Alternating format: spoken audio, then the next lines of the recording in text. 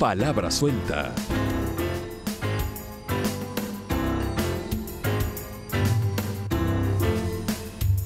¿Qué tal? Buenas noches, bienvenidas, bienvenidos. Palabra Suelta con usted, miércoles 17 de mayo de 2017, en vivo. 22 horas, forma militar de decir la hora. Son las 10 de la noche, con 2 minutos, y muy pronto aparecerá aquí en la pantalla de nuestra televisión pública el teléfono o las líneas telefónicas disponibles para su participación. Estoy seguro que suscitará muchísimo interés. El tema de la ciudad siempre suscita reacciones y así debe de ser. Es el espacio vital de la sociedad moderna, del planeta. Algunos podrían criticar que estamos demasiado agregados en la ciudad y que ya no hay soluciones posibles, por ejemplo, en el tema de la movilidad. Sí, puede ser, podemos hacer esas críticas, pero es el fenómeno antropológico, político, cultural más importante de los recientes años. Y nuestro escenario, el de América Latina, es donde más se ha profundizado este tema de la ciudad. Y nosotros tenemos ya ciudades grandes también, muy grandes, con problemas enormes. Así que vamos a hablar particularmente de la ciudad la ciudad capital, la ciudad de Quito. Yo vengo de Guayaquil y puedo decir abiertamente que amo mucho a Quito y que sufro con los sufrimientos de Quito y que tengo expectativas y esperanzas con las expectativas y las esperanzas de Quito, con todo mi país. Por eso está aquí con nosotros Augusto Barrera. Augusto Barrera, usted lo sabe, fue alcalde de Quito, pero Augusto es médico. Sus primeros estudios académicos fueron la medicina, médico cirujano que ejerció como médico, pero también hizo estudios de antropología, de sociología, de política, y hoy ejerce la academia ahí en la Facultad Latinoamericana de Ciencias Sociales, Flaxo. Augusto, a los tiempos, bienvenido. A los tiempos, Javier, qué gusto, un gusto estar aquí y un gusto encontrarme con este programa, con la audiencia. Muy agradecido. Te recuerdo de las últimas veces que tuvimos contactos relativamente intensos, fue a propósito de Hábitat 3. De Hábitat 3. Cuando suscitaste, a través del Ministerio de Relaciones Exteriores, el interés de que nos movamos como país dentro de Naciones Unidas y consigamos la sede de Hábitat 3. Tú ya veías la importancia del debate de la ciudad que queremos. El planeta entero se había puesto a discutir la sociedad que queremos, el mundo que queremos, y consecuentemente tenía que discutir las ciudades que queremos, cómo las hacemos sostenibles, cómo las hacemos diversas, inclusivas, amables. Esta fue la última vez. ¿Quedaste satisfecho con el encuentro Hábitat 3? Un sabor agridulce, la verdad, ¿no? El hecho de que Quito, Ecuador, América Latina se hayan colocado en el mapa planetario y quizás quienes seguimos los debates urbanos en el mundo entero, hay estudios, conferencias, análisis de artículos académicos, reuniones que ya se refieren a la Declaración de Quito, ¿no? Ya estamos colocados en ese sentido en el debate universal, en el debate de ciudades. Pero me queda un sabor agridulce, la verdad. Yo creo que lamentablemente perdimos algunas oportunidades como país.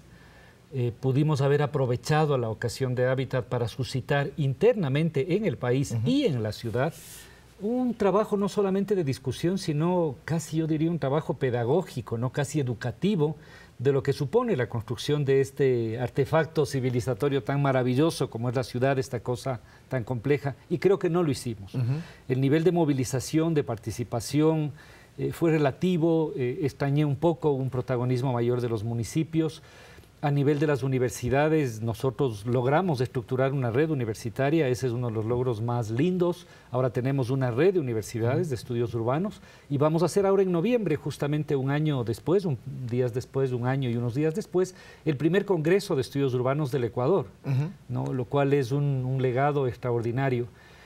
Entonces creo que pudimos haber hecho más, pudimos haber generado un nivel mayor de movilización. Tengo la impresión de que a veces hubo un enfoque más turístico del evento que un enfoque de una gran pedagogía y de una gran movilización ciudadana. Y no es turístico. Hábitat no tiene una característica fundamentalmente turística. Digamos, puede tenerlo. Y lo tuvo, ¿no? Sí. Digamos, finalmente tuvimos 35.000 personas, etcétera. Estuvo muy bien eso. pero evidentemente hay cosas que trascienden. El que un país y una ciudad sea sede es, insisto, una oportunidad para desarrollar una amplísima conciencia.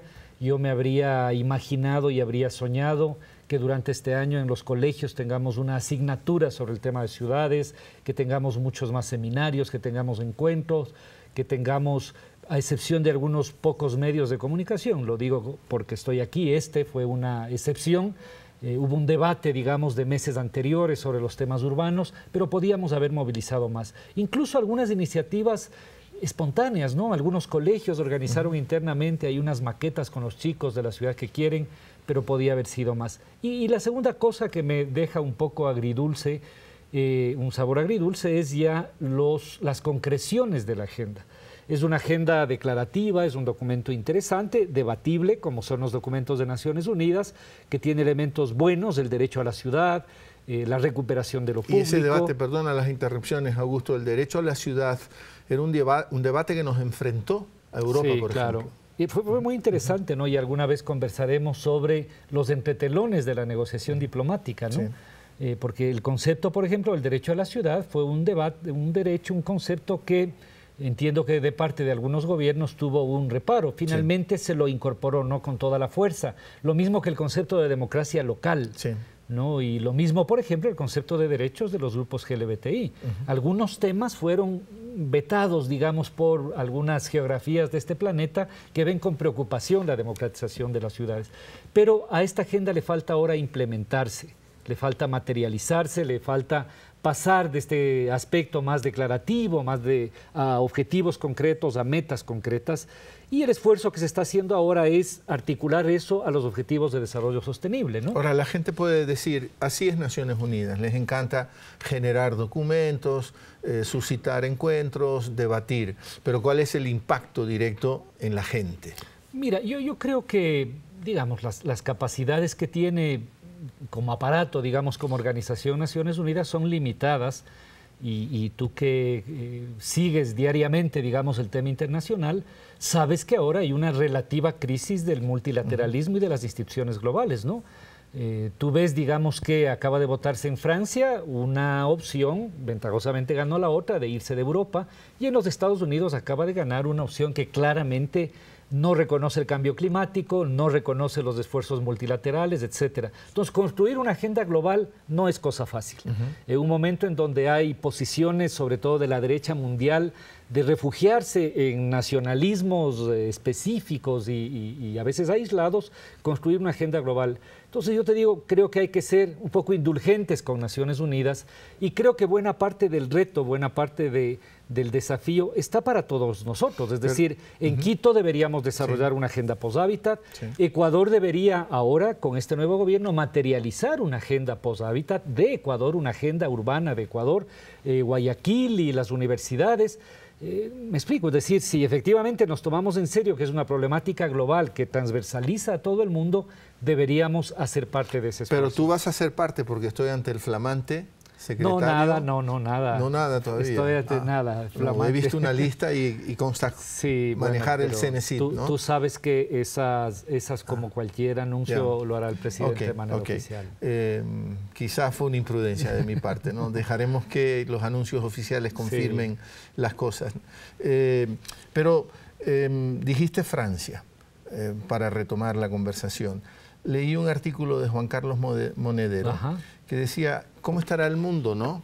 Que, claro, no votaron por Le Pen y celebramos que se haya votado por Macron. Y Macron es un neoliberal, también radical, también es banquero y tiene unas lecturas también no tan democráticas. Entonces, ¿en qué mundo estamos? ¿Celebramos eso? Sí, es un liberalismo centrista, ¿no? Eso es lo que significa.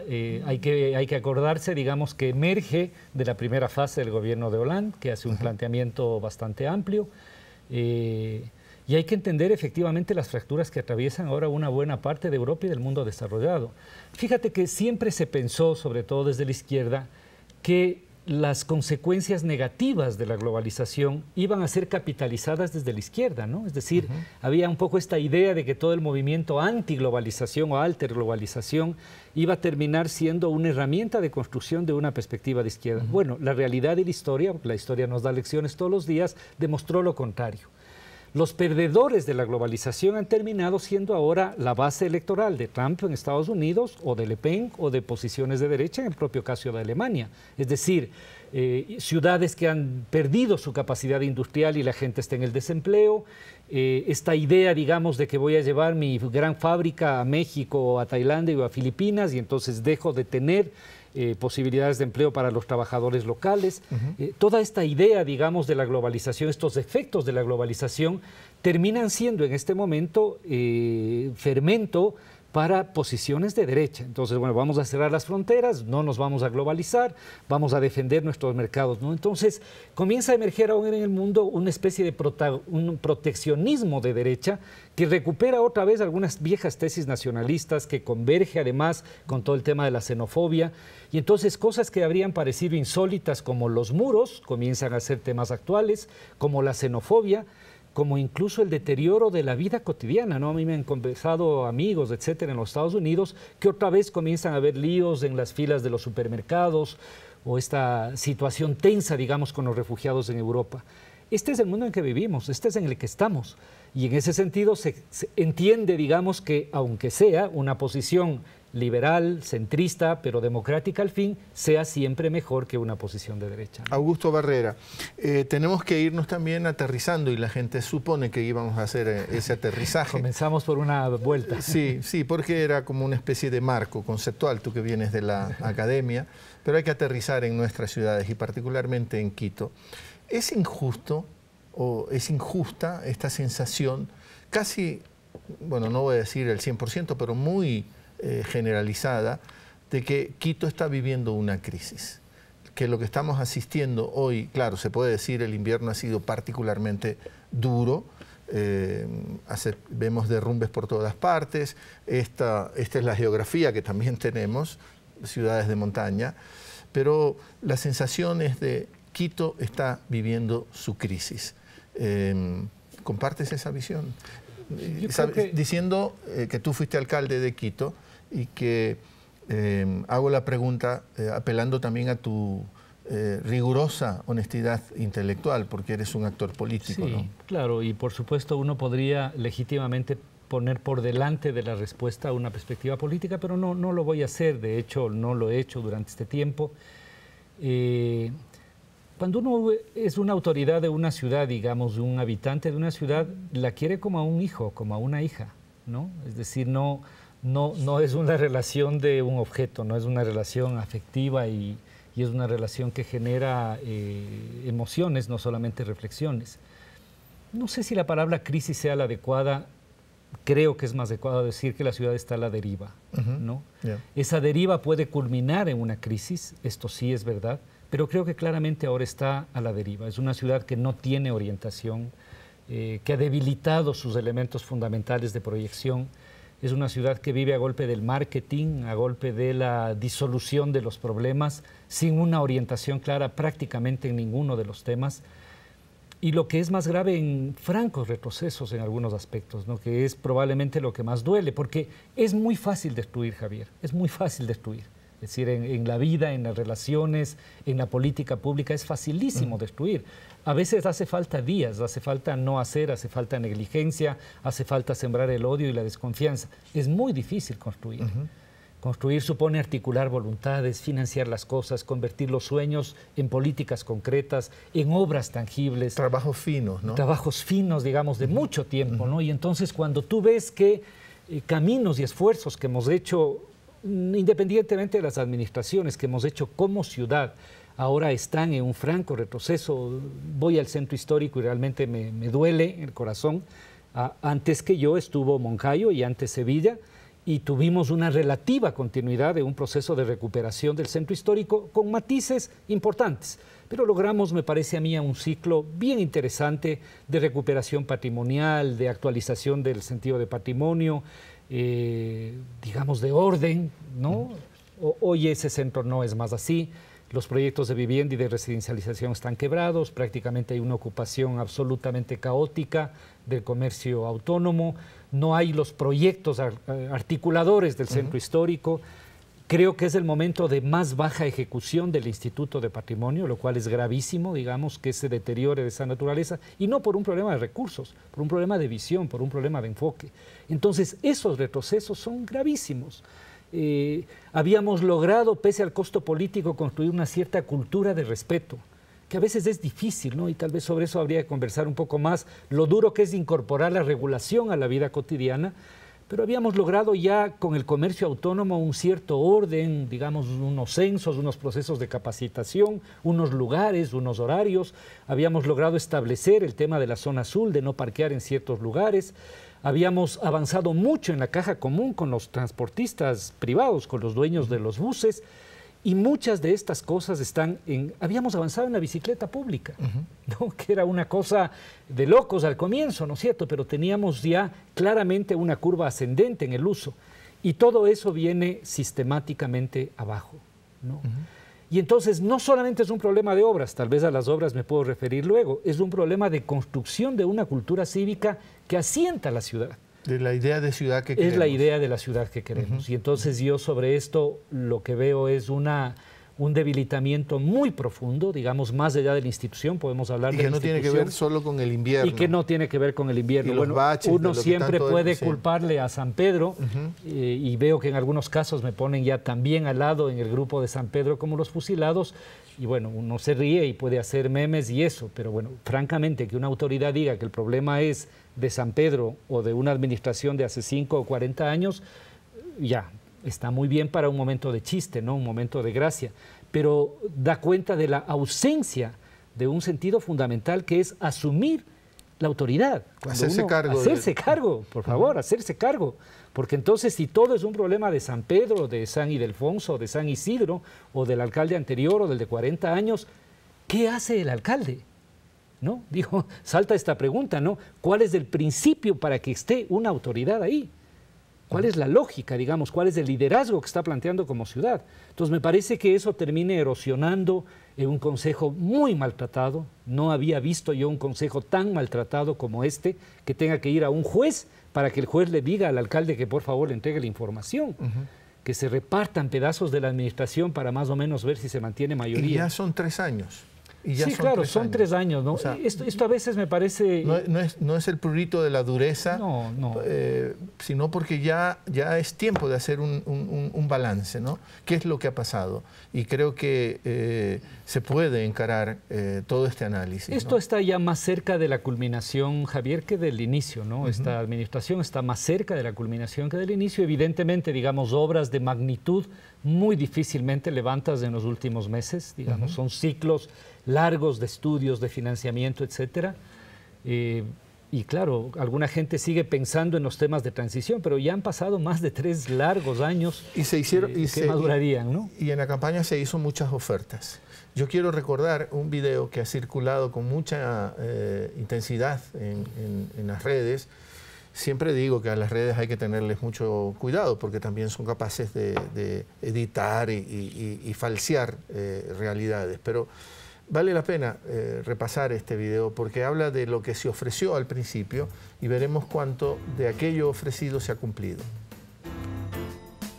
Habrán visto una propaganda millonaria del municipio por todo lado, gasto exagerado como por ejemplo comunicación y publicidad, vehículos de lujo, en viajes, en viáticos de los funcionarios municipales. Tenemos un tráfico horroroso, infernal. Vamos a construir un tren de cercanías, ejes express, ejes rápidos, este-oeste, a lo largo de la ciudad. La segunda etapa del túnel Guayasamín, un tren ligero para conectar la ciudad con los valles. La vía que conectará Quito con Tababela por Hualo. Vamos a crear un programa súper innovador que se llama Ángel Guardián. Un gran festival musical. Los vehículos que se movilicen con 3 o más personas estarán exonerados del pico y placa. Un festival de la talla de Viña del Mar. Llegar a eliminar el pico y placa de la talla de Rock en Río. Estacionamientos subterráneos o elevados. Construir construir lo que se llaman sobrepasos. Una vía rápida desde el sector de la Rodrigo de Chávez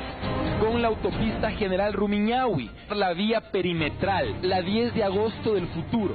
Del carril exclusivo del trole o de la ecovía, van a haber zonas donde hagamos una vía como una curva adicional para que un trole pueda pasarle al otro trole.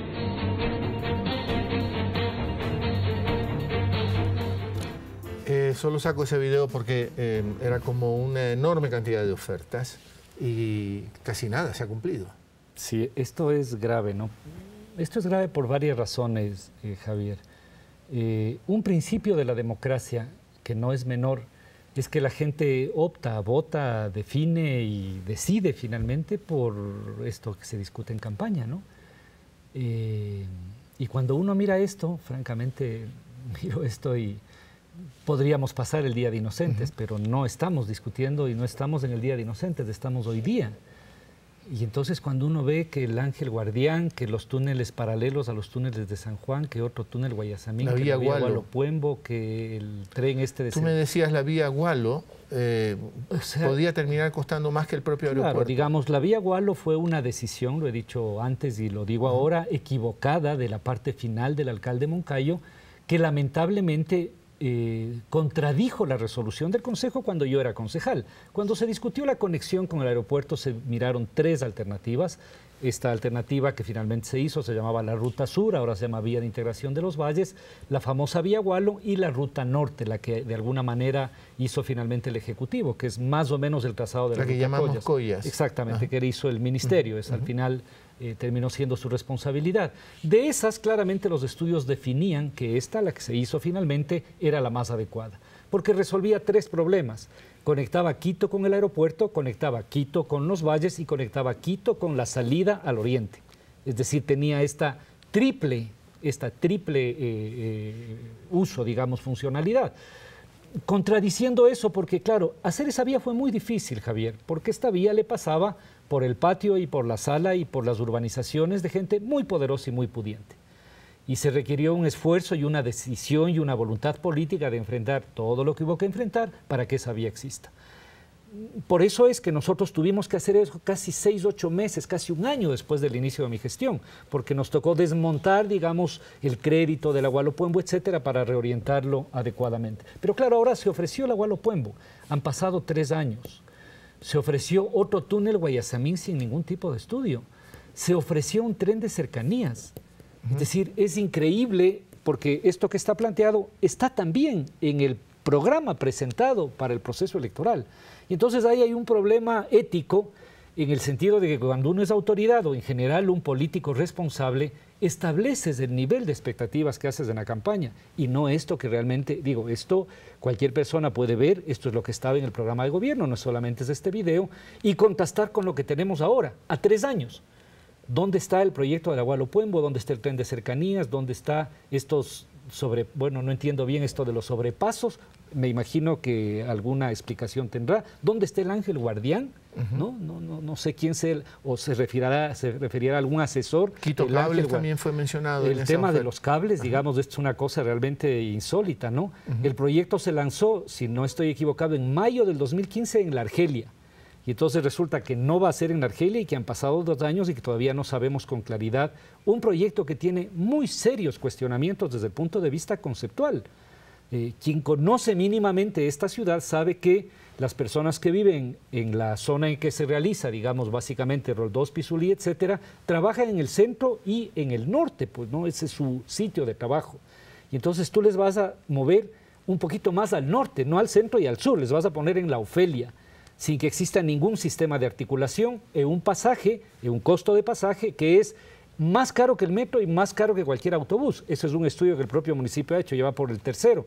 Me parece que en ese estudio cuesta cerca de 80 centavos. Y que además tiene una demanda, esa movilización tendría una demanda como de 15.000 personas, claro, y está en capacidad de ofrecer... mover creo que 2.000 o 3.000 cada hora, lo cual significa que vas a tener que hacer una fila bastante larga para que te dejen en la Ofelia y ahí subir a autobús. Y en cambio dejó de hacerse la prolongación de la Machala, dejó de hacerse el plan vial que estaba construido. Esas son las cosas que son dolorosas.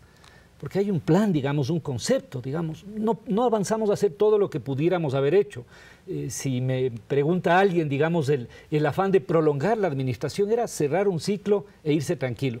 Ahora, en este año, en septiembre, debíamos haber concluido el metro, Javier. En este septiembre debíamos haber inaugurado el metro. Ese era el cronograma del ciclo, ¿no es cierto?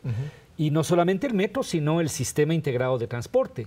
Es decir, un sistema de recaudo único, una caja común, una lógica de funcionamiento y de redistribución de las unidades y de los mecanismos, la extensión, digamos, del corredor hasta Carapungo a partir de la rehabilitación de la estación de Labrador, una puesta en orden, digamos, de este conjunto de elementos que lamentablemente hoy veo muy difíciles de articularlos. Empecemos a escuchar a los quiteños, las quiteñas. Hay llamadas telefónicas, mucho Augusto.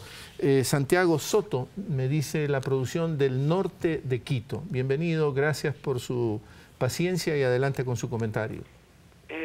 Bueno, voy a tratar de ser breve porque sé que el tiempo es escaso y quiero mandarles un gran saludo y un gran saludo a Augusto, que me parece que es una persona que tiene una visión sobre nuestra ciudad que nos orienta.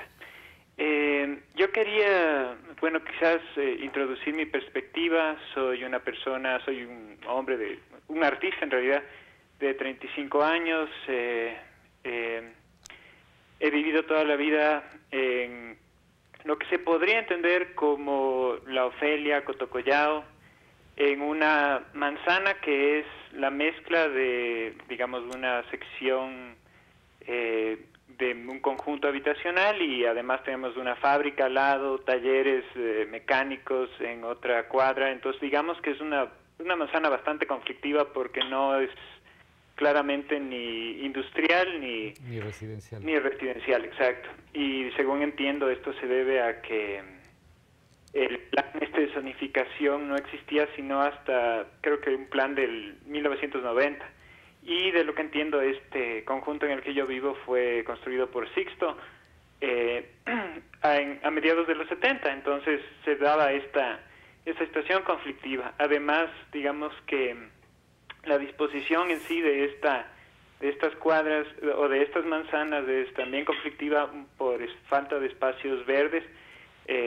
Tengo entendido que en donde funciona el micomisariato había antes una cancha, pero todo eso fue, digamos, se fue entregando o se fue desarrollando de una manera según como sucedían, ¿no? el crecimiento de la ciudad hacia este sector que antes ni siquiera era parte de la ciudad, sino que era parte del pueblo, digamos, de Cotocollao.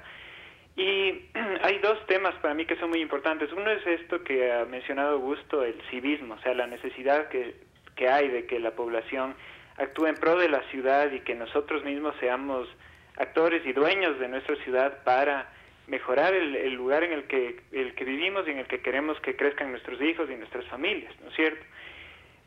Pero un tema que es importantísimo y que nos topa aquí en Quito, pero además es un tema que está en discusión digamos que en todo el planeta, es que vivimos en la gran época de la inequidad, ¿no? O sea, estamos viviendo una época parecida a hace 100 años, en donde el 1% de la población tiene el control de nuestros destinos y de nuestra vida. Y en ese sentido, para mí es interesante, digamos, entenderme como una persona de clase media, porque creo que los sectores populares y la clase media ahora todos formamos parte de una realidad en donde no tenemos mucho control de los factores de fuerza que nos afectan en el espacio físico en sí y que determinan nuestro lugar en la jerarquía social. Santiago, pero me dijiste que reconocías el problema del tiempo en televisión. Sí, perdóname llamarte esa atención. Y te pediría que concluyas el comentario o si tienes una pregunta para Augusto. Entonces, mi pregunta para Augusto es, en esa búsqueda de esa identidad que nosotros debemos tener como ciudadanos con nuestra ciudad, hace falta espacios, digamos, como plazas, espacios públicos que sean cercanos para nosotros, porque yo, por ejemplo, no tengo carro, entonces tengo que ir a pie. Y eso necesariamente significa pensarle a la ciudad como varias ciudades, ¿no? Por ejemplo, Cotocollao en sí es un lugar interesante. Entonces yo además como artista creo que sería muy importante poder contar con algún espacio en el que los artistas de mi propio sector podamos, a través de estas herramientas, justamente hablar de estos temas. Pero quisiera preguntarle a Augusto, ¿cómo se puede crear estos espacios si ya geográficamente todo está copado y distribuido según los intereses de un pequeñísimo grupo de la población? Muchas gracias, Santiago. Aprovecho, producción, a ver si pasamos otra llamada y Augusto responde a dos inquietudes a la vez. Carlos Ponce, me dicen del centro de Quito. Buenas noches, adelante por favor. Muy buenas noches con todos los televidentes, con ustedes. Muchas gracias por estos espacios que nos dan. Puntualmente, sí, puntualmente. A Gustavo Barrera, quisiera dirigirle. ¿Qué nos puede decir usted, mire, de todo el retroceso que ha habido en este periodo de ineptitud total del alcalde Rodas, en el cual vemos una ciudad llena de basura, unas vías totalmente llenas de baches, huecos por doquier, y es increíble cómo han proliferado los informales. Principalmente yo veo informales venezolanos por doquier. Es increíble cómo todo lo que se avanzó en su administración, don Augusto Barrera, ahora se ha retrocedido. Yo como quiteño de cepa, y muchos quiteños estamos indignados con la ineptitud de alcalde Rodas, puesto que se ha perdido todo el camino avanzado. Además de ello, yo quisiera consultarle al doctor Barrera, ¿qué tan factible cree usted de esto que se pone en redes sociales, que se pone en el tapete en redes sociales, de pedir una revocatoria de mandato del actual alcalde por ineptitud y por demagogia, porque todo lo que ha ofrecido, nada ha hecho? Muchas gracias. Vemos lamentablemente cómo nuestra ciudad se hunde día con día. Basta una lluviecita para que aquí tengamos un diluvio. Muchas gracias. Carlos, perdónenme la interrupción, agradecerle su llamada, porque además quiero presentarle esto a la audiencia y a Augusto Barrera, nuestro invitado. También un video preparado por Sofía Montoya, le alerto a la producción, porque ya el ciudadano habló sobre los problemas de la basura. Tenemos un video sobre los problemas de la basura en el Quito de hoy, a ver si la producción lo pone al aire. Los bellos paisajes de la capital son dañados con montículos de basura en barrios tan tradicionales como el de San Juan, tema sobre el cual los moradores exponen su preocupación. Como ve usted, la basura está ahí todito, vienen los perros, las personas que recogen la basura, dejan haciendo todo un lío ahí. Ve que aquí también toma en cuenta que es centro histórico esta parte de aquí, y debería tomar el alcalde una consideración a este sector. Consideran que existe corresponsabilidad de la comunidad, pues aunque hay advertencias de fuertes multas, las fundas de basura se siguen dejando en espacios prohibidos. Desgraciadamente la gente de la escalinata no tiene dónde poner y lo único que le queda es botar en la esquina. Así el municipio diga que va a multar o lo que sea. Pasan de los carros, lanzan. Vienen del frente, lanzan ahí. No respetan el día que toca poner la basura. Entonces, ¿cuál es la solución? Plantean la necesidad de ubicar contenedores soterrados como los que existen en otros sectores de la capital. Por favor, que nos den esos contenedores de basura para que no esté así. Si no, esto es una vida sin vida, que no podemos vivir así nosotros, porque los afectados somos nosotros. Yo lo que pidiera es encarecidamente pues que nos pongan los contenedores. Pero no solo este sector presenta esta condición. En un breve recorrido por calles aledañas a la Avenida América, encontramos presencia de basura en las veredas, inclusive en lugares donde existen contenedores. El llamado de atención es para los ciudadanos y autoridades, que deben trabajar juntos por mantener limpia a una de las ciudades más hermosas del Ecuador. Tres piezas, dos llamadas telefónicas, una, cómo se puede replanificar a la ciudad si casi todo está tomado, decía la primera llamada, la del artista Santiago Soto, y el ciudadano Carlos Ponce, un poco más indignado, decía, bueno, hemos retrocedido, y ahora este tema de la basura. Mira, la ciudad no es una página en blanco, Javier. Cuando uno enfrenta la gestión de una ciudad, porque la ciudad es un producto que se hace a lo largo de la historia, ¿no? Y mucho de la gestión no tiene que ver solo con lo que haces en el futuro, sino por remediar aquellos elementos del pasado. la ciudad tiene algunas de estas zonas complejas, ¿no? La zona que nos acaba de decir el amigo que nos llama, pero también Chimbacalle, o también, digamos, hay una zona entre la Villaflora y el Recreo. Hay muchas zonas, digamos, que han vivido en su momento un auge en temas industriales y después han tenido sitios vacíos y después copamiento y no hay espacio público. Bueno, hay un esfuerzo que hay que hacer, es recocer la ciudad, ¿no? Es decir, esta idea de construir sobre la ciudad construida. Esto es posible hacer y yo creo que nosotros hemos hecho algunas intervenciones. El Parque Cumandá es una intervención importantísima de cómo es posible valorizar un sitio que prácticamente era un horror desde el punto de vista arquitectónico y funcional y convertirlo en otra cosa. El Parque Bicentenario, claro, nosotros tuvimos 9 meses, ahora han pasado 3 años y lamentablemente no se ha hecho casi nada, pero podría ser eso. Algunos de los lugares, digamos, en el caso del Parque de la Armenia, porque efectivamente, como ha dicho el amigo que llamó, hay que construir una red de sistemas públicos y de áreas verdes, ¿no? No solamente te sirve el gran parque metropolitano que queda lejos y que vas probablemente una vez cada 15 días o cada mes. O que cuando vas provocas problemas de movilización. Claro, es imposible pensar eso todos los días. Es lo mismo que las escuelas y todo donde están los servicios, que los servicios vayan a la ciudadanía. Correcto, ¿no? Entonces hay que tener parques pequeños, plazas pequeñas, y entonces ahí había todo un concepto sobre lo que se llama la policentralidad, ¿no es cierto? Nuestra visión de la ciudad era construir una centralidad en Quitumbe. Ahí me duele en el alma, digamos, teníamos ya los diseños listos y las ingenierías y el financiamiento del más grande centro cultural que iba a ser en Quitumbe, al lado de la plaza, un diseño precioso del arquitecto Banderas. Se dejó de hacer eso y probablemente se iluminó la cancha del Aucas. Me explico, digamos, ahí uno ve cuáles son los elementos de decisión de dónde pones los recursos y qué es lo que haces con esos recursos. O la centralidad en esta zona norte.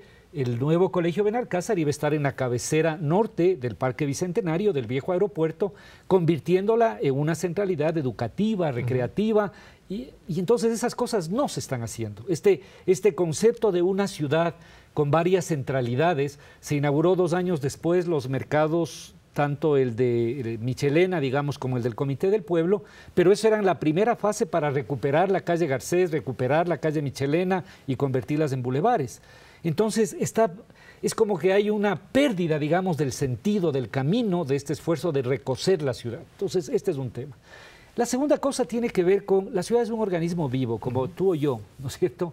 Y nosotros, digamos, nos bañamos, nos vestimos, nos cortamos el pelo, todo el tiempo, ¿no es cierto? La ciudad vive este esfuerzo incesante de reproducción de su piel y de sus órganos. Y esto es un esfuerzo de todos los días. Demandamos cosas y producimos desperdicios. Todos los días, digamos, y entonces todos los días hay que plantear que efectivamente tenemos un déficit de vías en buen estado y la repavimentación es una cosa de todo el tiempo.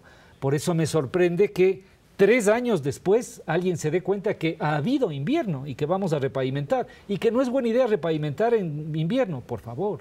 Nosotros teníamos un ritmo, esta administración anterior, teníamos un ritmo de repavimentación permanente con la que repavimentamos la Simón Bolívar, la Occidental, los ejes viales y sobre el cual había que avanzar. El tiempo perdido en eso es irrecuperable, porque el nivel de deterioro que tiene ahora la carpeta asfáltica en gran parte de la ciudad es tremendo, es tremendo. Es decir, si no hay una respuesta, esto va a ser grave.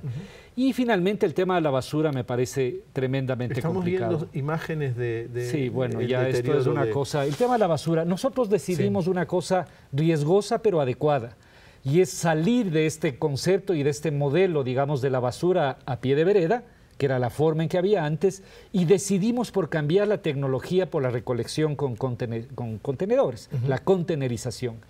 Cuando comenzamos a hacer eso, bueno, ya nos cogió una parte, contenerizamos la ciudad y dejamos financiado y listo el plan siguiente. Yo debo decir, y casi lo denuncio, el caos absoluto en la gestión administrativa de una empresa que realmente funcionaba muy bien. Hoy me han contado, digamos, que hay 30, 40 camiones dañados, compras inadecuadas, pérdida de los sistemas de supervisión que provocan este caos. Porque cuando tienes este caos en la superficie es mucho más grave lo que pasa tras bastidores, ¿no? Porque el caos se produce porque hay unas razones institucionales, de política pública y de gestión administrativa. Entonces, en estos 3 temas, recocer la ciudad, reponer la ciudad permanentemente y darle servicios, claramente vivimos un retroceso, Javier. Hay un colectivo que circula mucho en las redes también, el colectivo Quito Vigila, que seguramente también habrás escuchado de eso. Y quiero compartir entonces con la audiencia un video cortito, 34 segundos, los principales problemas de Quito.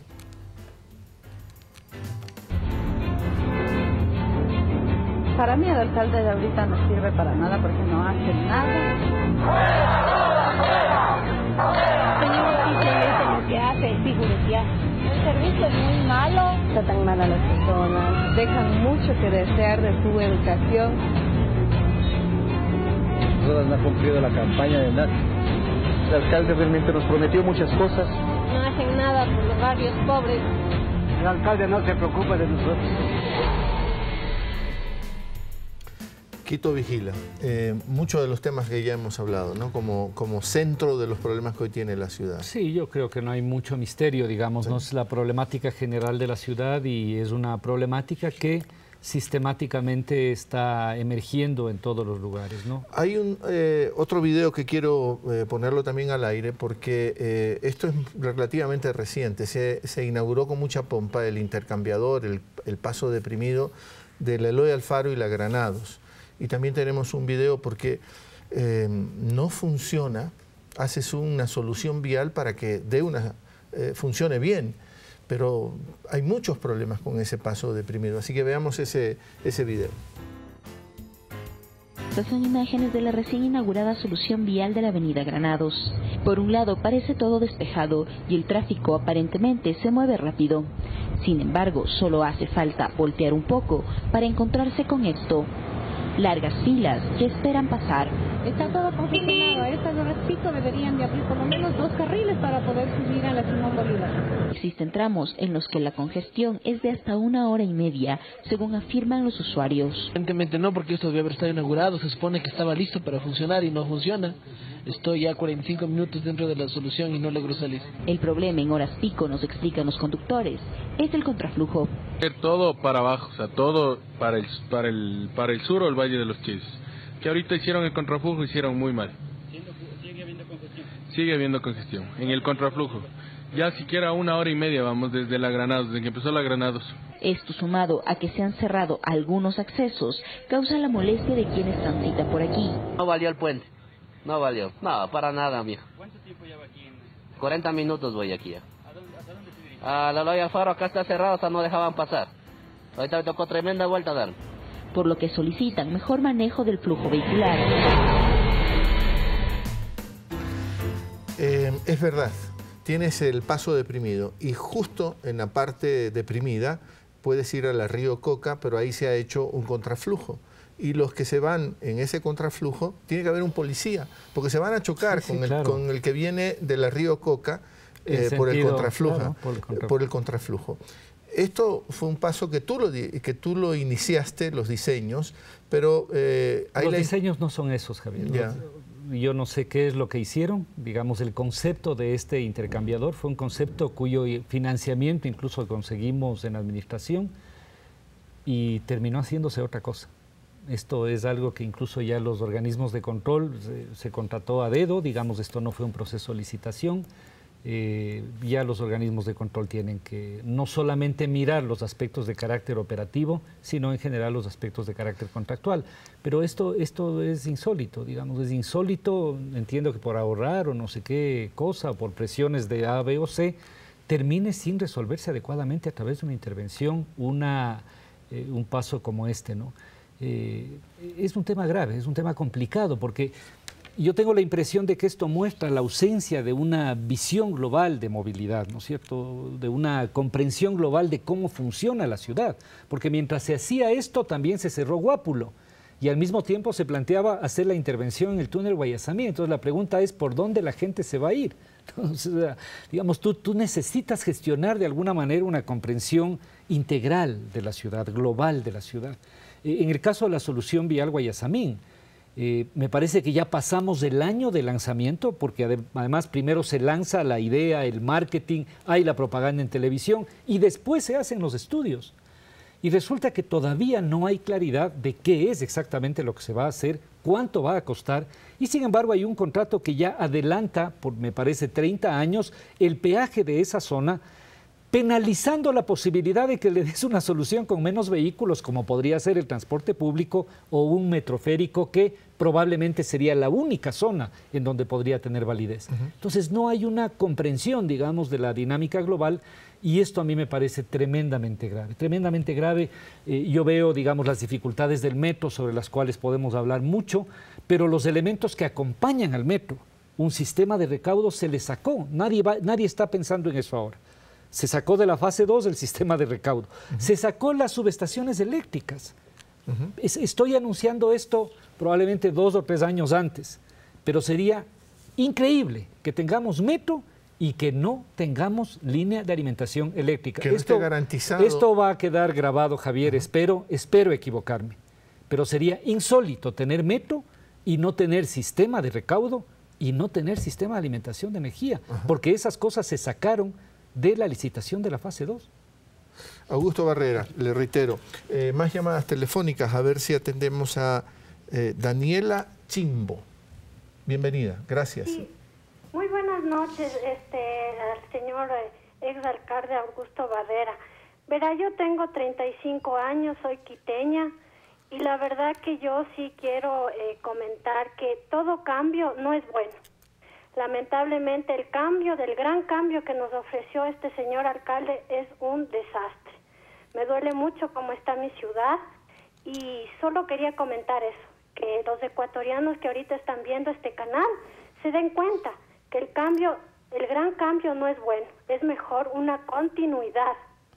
Eso es lo que quería yo decir. Muy buenas noches y muchas gracias. Buenas noches. Tengo un último video que quiero también compartirlo contigo y la audiencia, por supuesto, que hace relación a los temas, al problema del tráfico, ¿no? El gran tema es la movilidad en Quito. Le hemos hecho un culto, casi como todas las ciudades de este planeta, al vehículo, al auto. Y la verdad es que el auto es casi, no tiene solución si seguimos pensando en que cada quien con su vehículo y que se arregle como pueda. Las ciudades no van a poder encontrar una solución si esa es la lógica, si esa es la cultura. Veamos entonces ese video.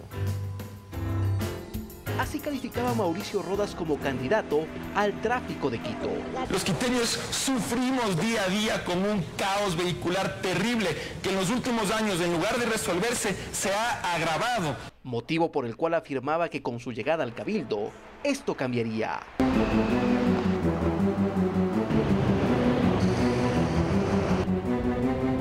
Las propuestas de campaña planteadas a corto plazo no se hacen realidad. Y en las calles, la calificación realizada por los conductores en cuanto a la congestión vehicular es generalizada. Chuta, sí está bastante trabado. Ay, fatal, muy congestionado es.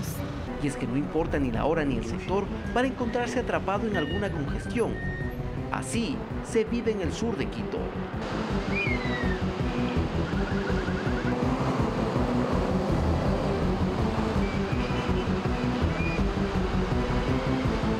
Pero aquí con semáforo, 5 agentes, que usted mismo ha visto. Es ilógico. Es ilógico, 5 es demasiado. En el lado norte, el panorama no cambia.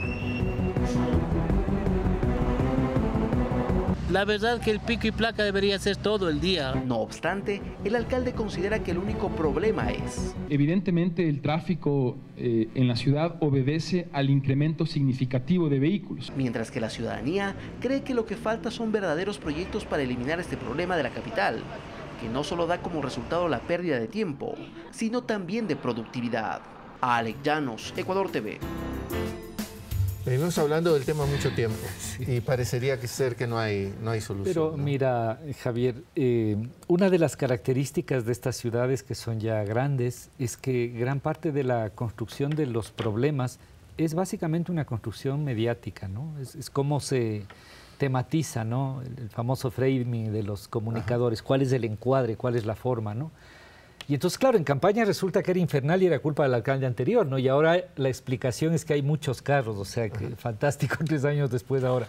Ni lo uno ni lo otro, ¿no? Es decir, hay un problema complejo que no tiene una solución mágica, que tiene una perspectiva de ser tratado de manera responsable, fortaleciendo los sistemas de transporte público, construyendo un sistema integrado, fortaleciendo otros modos de movilidad como son la bicicleta, por ejemplo, acercando los servicios a la gente, construyendo estas policentralidades, construyendo los establecimientos, bueno, todo este conjunto de elementos, y en el caso de Quito, creo yo, como elemento vertebrador el metro, van a permitir un avance en esa dirección. Pero al mismo tiempo nos toca desincentivar el uso absoluto del vehículo privado. Fíjate las cosas que se decían y ahora a la distancia, ¿no? Que el pico y placa provocó una compra brutal. Bueno, resulta que estos 2 últimos años o más, esas compras han bajado, ¿no? Resulta que se ofreció quitar el pico y placa. ¿Por qué no lo hacen? Para ver cuál es el resultado que van a tener. Entonces es muy fácil construir sobre eso, sobre un estado de ánimo, unas salidas demagógicas.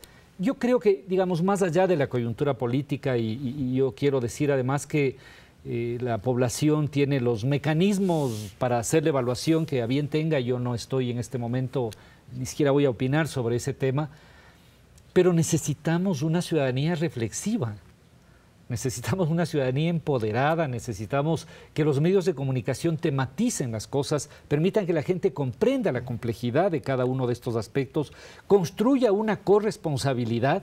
En el tema de la basura sí hay un problema grave de gestión, también hay un problema de disciplina y de convivencia ciudadana, pero yo creo que estábamos en ese camino, que es un camino difícil, a veces complejo, ¿no? La discusión de las multas, ¿no? Yo esto veía, incluso con alumnos discutíamos esto, ¿no? A ti te achacaron mucho que por las multas claro, tuviste problemas. Entonces uno dice, ¿uno debe o no multar? Porque claro, uno piensa esto en retrospectiva y además con mucha más tranquilidad.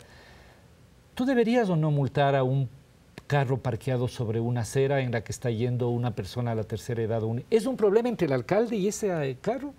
¿O es un problema de convivencia entre los ciudadanos? No sé si me explico, ¿no? Sí, pero claro. Uno dice, es el autoritarismo. No, es que no es un problema con el alcalde, es un problema de convivencia. Y si tú tienes la convicción, además, de que no vas a incumplir estas normas básicas de convivencia, el problema de las multas, pero fíjate que el problema de las multas es un problema de quien infringe, pues porque ni siquiera es un problema de un impuesto general, es un problema de quien infringe una norma. Y entonces resulta que, lo cual a mí me pareció extraordinario, en esta ciudad tuya por adopción y mía por nacimiento, se festejó el hecho de que ya no habían multas.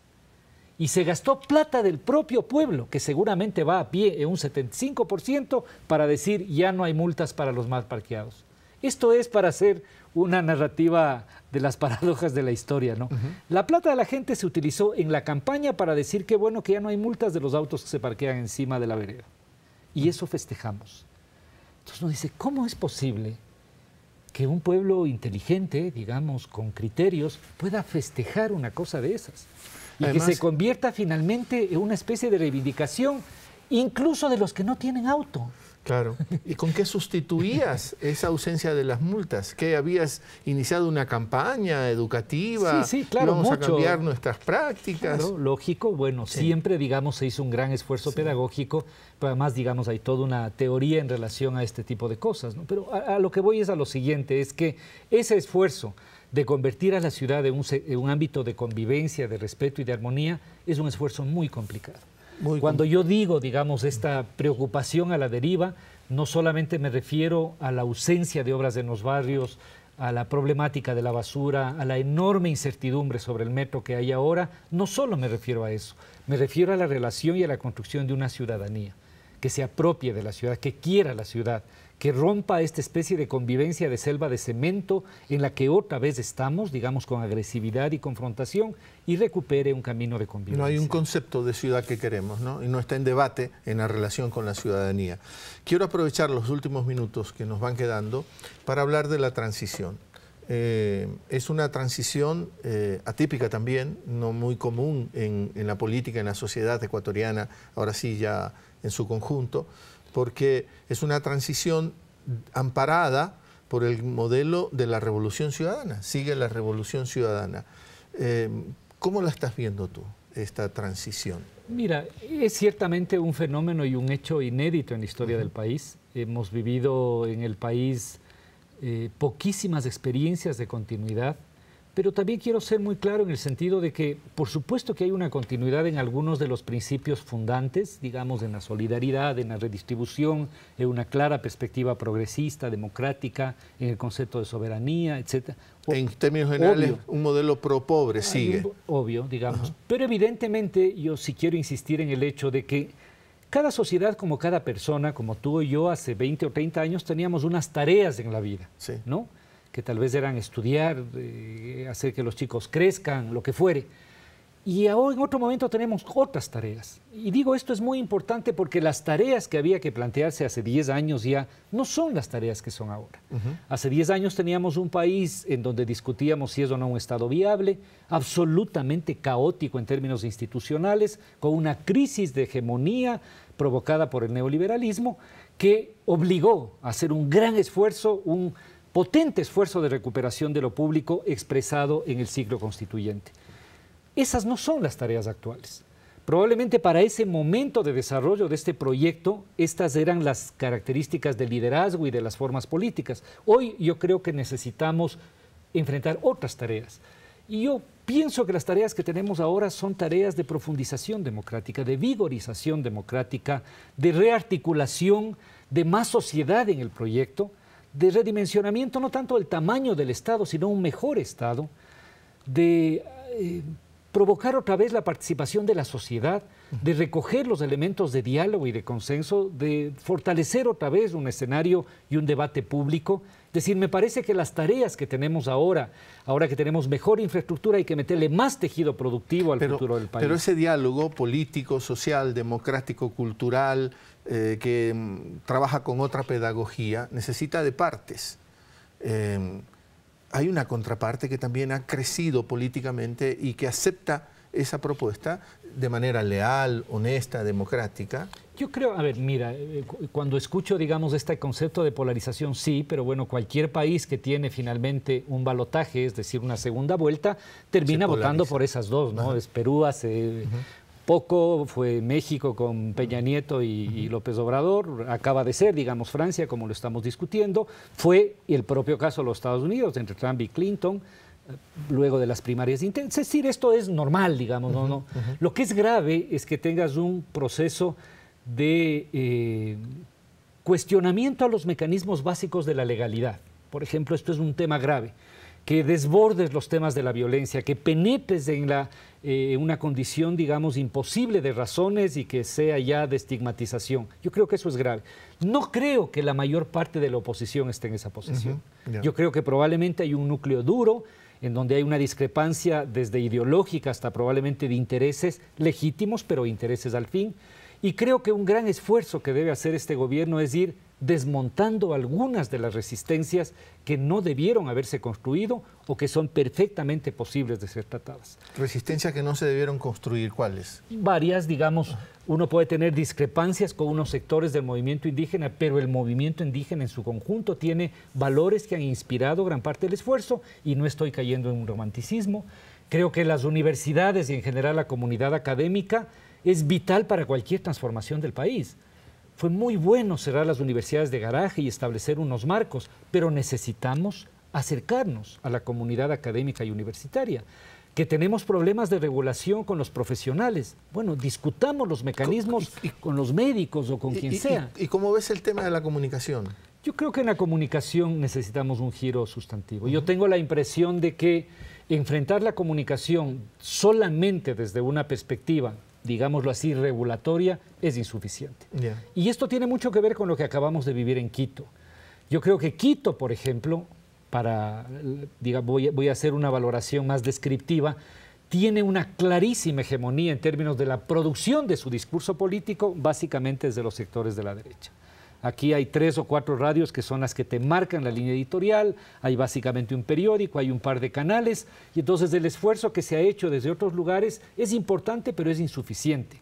Deberíamos profundizar un esfuerzo pedagógico que recupere el valor humano y ético del periodista, público o privado, no sé si me explico, es decir, estamos yendo a una cosa mucho más profunda que la propiedad del medio. Pero el rigor, la honestidad, la inteligencia no solo te lo da... no, eso no te da una ley. Exacto. Eso una ley, de la academia. Una ley te puede construir, digamos, un marco de actuación, unas referencias de actuación, pero por eso mismo yo insisto en que estamos en un momento en donde el protagonista tiene que ser muy fuertemente la sociedad, cada uno de nosotros. Tirarle puentes a esa sociedad. Muchos puentes, construir otra vez una esfera deliberativa. O sea, los puentes son con la sociedad entera y no solo con un sector en específico. Claro, digamos, un ámbito es la discusión de la oposición política y los mecanismos que habrá en el Parlamento, en el CAL y toda esta historia. Ya, yo no estoy, eso es importante, pero estoy pensando fundamentalmente en una fase en la cual el protagonismo sustantivo esté en y con la sociedad. Me dice la producción y voy a hacerle caso otra vez a la producción. Andrés Farinango, Quito Norte, última llamada. Adelante, por favor. Sur de Quito, discúlpenme. Muy buenas noches, señor Augusto y señor Lazo. Es un gusto comunicarme con ustedes y, bueno, en primer lugar agradezco por este medio que es como la voz del pueblo, de la ciudadanía. Y pues me apena mucho ver, ¿no?, que, por ejemplo, aquí hablo en particular de mi sector donde vivo. Son 2 veces que han venido, como mencionaron, del Quito Cable, que iba a subir por la Argelia Alta. Estaban haciendo ese plan, pero destruyeron nuevamente lo que estaban haciendo y están haciendo otro parque. Hasta ahora no lo finalizan. La mayoría de ese parque lo hicieron como de cemento, gradas y prácticamente de áreas verdes nada. Y aún no lo terminan. Ya son como 2 o 3 años casi de eso. Y me apena también que cuando yo voy a mi trabajo, el trolebús antes era vía exclusiva, ahora es totalmente, van autos, la policía metropolitana muchas veces hasta da prioridad que los autos vayan a que el trolebús, y ahí prácticamente la ciudadanía va a preferir quizás sacar más los autos que ir en medio de transporte, y eso la verdad siempre congestiona muchísimo y eso perjudica en el llegar a tiempo al trabajo. Entonces, bueno, al menos agradezco, porque aquí cuando usted estaba de alcalde, pues se repavimentaron aquí las calles del barrio, toda la avenida Simón Bolívar, que estaba un desastre, pues se repavimentó. Y le agradezco también porque hizo puentes peatonales varios en los sectores populares que dan en las avenidas Simón Bolívar, y lastimosamente ahora todo es con propaganda de Rodas, como si él lo hubiera hecho, y pues la gente no es boba, nos damos cuenta de quién en realidad hizo, y agradecemos su gestión anterior y esperemos pues la ciudadanía a futuro pues no vote con ese odio, ¿no?, que eso a veces a la larga nos perjudica. Eso nada más y gracias por este ejercicio. Muchas gracias. La gente te jala hacia el tema de la ciudad, sí, ¿no? Porque es el una tema cosa muy vital, más urgente, ¿no? Muy ¿no? cercano. Es como el barrio, es el barrio, claro. Es tu cotidianidad. Es tu cotidianidad, ahí entorno, disfrutas sí. y sufres, sí. Ahí te realizas, ahí fracasas, pero es bueno fracasar también. Sí, claro. El tema de la ciudad. Última cosa, con esto ya nos vamos. Lo escuché a Jaime Nebot, alcalde de Guayaquil, decir... haciendo una suerte como de diagnóstico de esta década y unos meses, que lo único que se ha hecho bien es la política social de esta década, ¿no? Y uno se pregunta, ¿y cómo se hace para hacer bien una política social? Política social no involucra a todo, en el fondo, todo, claro. Como la cultura que nos define como seres humanos. Claro, pero es que mira, eso parte de una visión, ¿no es cierto? Desde esta visión del mundo, la política social es la ambulancia que recoge los enfermos, que el resto de la política económica, etcétera, produce, ¿no? Esta es la visión, ¿no? Entonces la política social es la caridad, la obra, la acción, etcétera. No es esa la política social que se ha hecho. La política social que se ha hecho está muy inspirada en derechos legítimos que como seres humanos tenemos, y entonces está vinculada a unas formas de redistribución de la riqueza, a unos mecanismos de inversión. Está vinculada, por ejemplo, a la ampliación de la seguridad social, que es un derecho básico, a la obligación de pagarle salarios justos a las personas, que es una política... La más importante de las políticas es un buen salario y un empleo justo. Y eso no tiene que ver solamente con un problema de caridad. Entonces, son visiones diferentes, ¿no es cierto? Yo creo que hemos avanzado mucho, tenemos mucho por hacer, mucho por hacer. Yo creo que ahora el gran desafío es esas infraestructuras que tenemos, esas cosas que hemos avanzado. Hoy tenemos que hacer que se conviertan efectivamente en un patrimonio sentido por la gente, mejorar mucho la calidad del servicio. Al final del día puedes tener la escuela del milenio más importante, pero la interacción del profesor, el amor, la vocación, el apego, el afecto, la pasión por enseñar, eso es insustituible. Y eso puede ser en un castillo o puede ser en un aula humilde. ¿no es cierto?, la vocación de la investigación, la calidad del médico, la acuciosidad que tiene el profesional, la calidad del servicio de alguien que te atiende una ventanilla, esas dimensiones, no sé si llamarlas humanas, que probablemente es una palabra adecuada, son ahora unos de los desafíos mayores que tenemos. Te veré en academia, entonces, Augusto. Donde sea, donde en cualquier... Sí. No, pero podré decirlo, respetando todo. Ya me llamaste la atención al principio, esperas que haya un pronunciamiento oficial, sí, bueno, pero te veré en el marco macro también de la discusión de los temas académicos y educativos. Muchísimas gracias, gracias por haber Javier, estado con nosotros. Un placer, con gusto como siempre. Vienen los deportes en vivo, por eso me tengo que ir rapidito, si no me llaman la atención. Andrés, Fernando, David, le traen el resumen de los deportes. A usted, como siempre, le agradecemos la compañía. Pásenla bien.